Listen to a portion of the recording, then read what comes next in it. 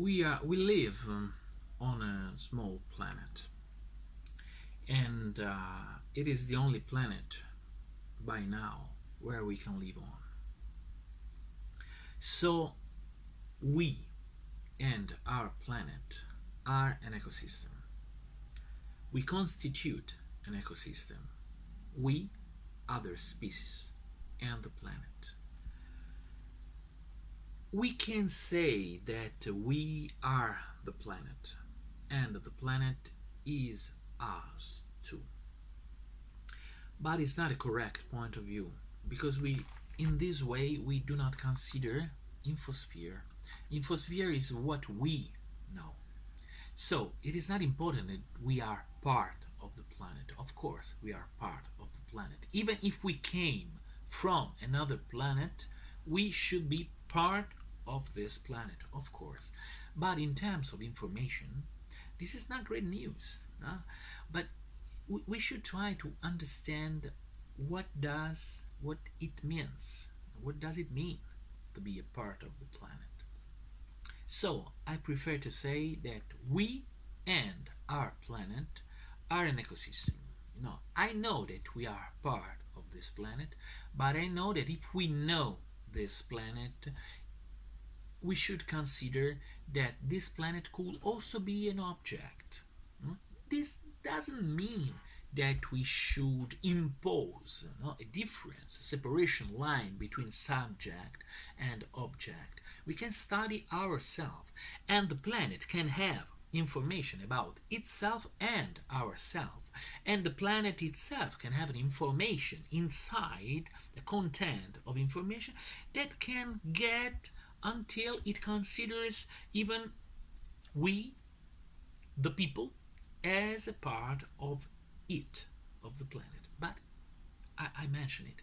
It is not the main problem. The main problem is the quantity of information that is contained in a portion of time, in a segment of time.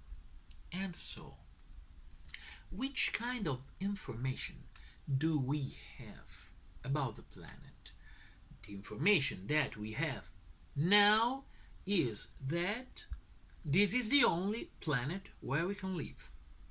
And this is the only planet where we should live with.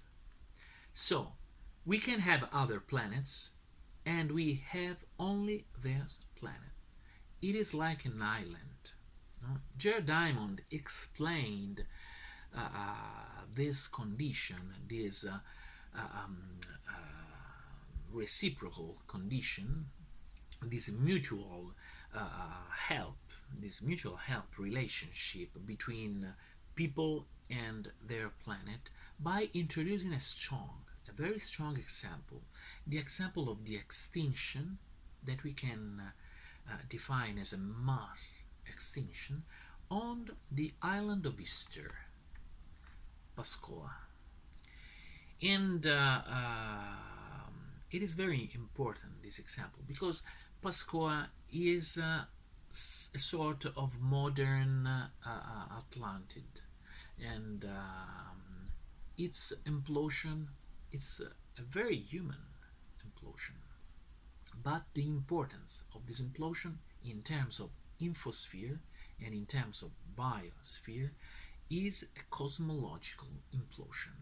So if we consider if we consider Earth as our island, we don't have partners, we don't have competitors, we just have an ecosystem where we live on our island, and we should apprehend, we should comprehend, we should learn how to live on this system. That is the only one that we have. Earth as an island. We don't have other islands that can help us. We don't have other islands where we can trade with other people, with other inhabitants. And so the ecosystem is constituted only by inhabitants and their land. But it is not the only thing That's worth to be remembered, because this also implies other two important consequences. First, that we should know that this is the only land we have. And how could we know that this is the only land? It is a competition among sciences, among lines of research, even among different budgets, because we can choose to give a budget to a certain research and we can choose to cut the budget to another research. So we should know how to know that this is the only planet. And there is a sort of resistance in this, because we can have researches proving that we are not alone and that we have other planets, other lands that can be useful for us. I guess that the Mars paradigm is something like that. Mars is another isle, is another island that we can use, that can be a land for us. Along the history of humanity, we also found different lands. We discovered the Americas, and when we discovered these new lands, we discovered, as we say, a new world. So the imagination that we can have new lands to discover is always at hand. And this is a danger. This is a danger because this is not a precautionary view. This is a sort of adventure view.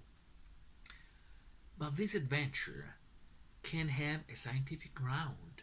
And so it is even more dangerous because science can work in order to find proofs, to find evidences able to support these old evidences and these intuitions. It is the Galilean method. We defended it, we supported it for a long, long time. We've been knowing that we should have a strong idea and that we can find proofs. But now it is a danger. This methodology is dangerous because it doesn't follow a precautionary principle. And if we don't have precaution, we can have caution. But there is a second consequence that, in my opinion, is still worse. If we focus our attention on other lands for us, we should focus our attention to what kind of life. That is to say that if we make a colony upon Mars, if we succeed in establishing a colony on Mars, and maybe the best scientists in the world are working on this perspective, a concrete perspective, a solid perspective, of course, but which kind of life should we transfer? Should we move to that new land?